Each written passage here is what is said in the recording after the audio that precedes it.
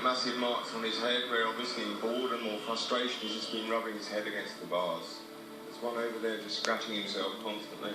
He just walking back and forth across the cage.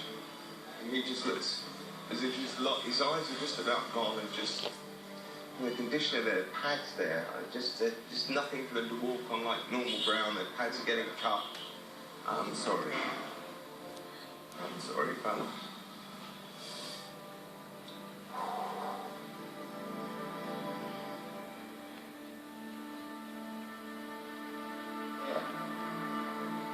Take it, my darling. All right, darling.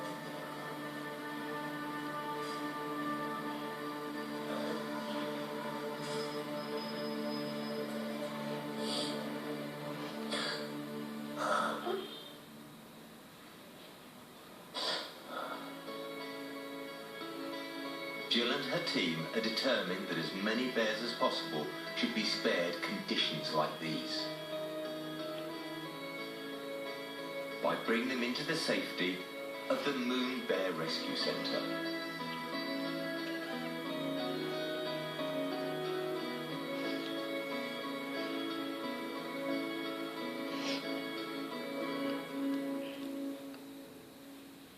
You know, as I said, every bear is evidence that comes in. So they've been considering if they've been either a year or 30 years on a bear farm. You know, we can extrapolate extraordinary evidence from their history to bring bear farming to an end. You know, as I said, we've got a very focused and a very profound goal in our sights. Okay, so let's stop that. Where's your goal? If you go forward 10 years, what do you want to be doing then?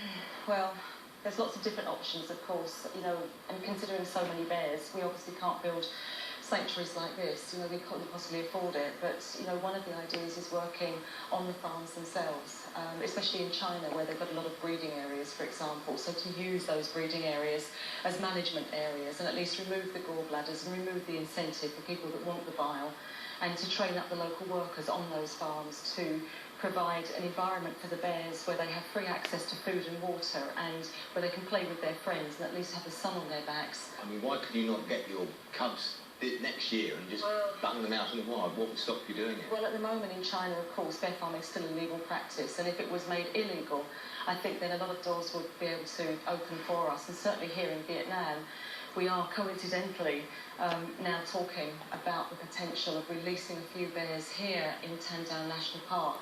You know, it's perfect bear country, and bear farming is illegal here, so if we can engage the government, the local community, the rangers, the forest park officials, sure, you know, that would be a dream come true.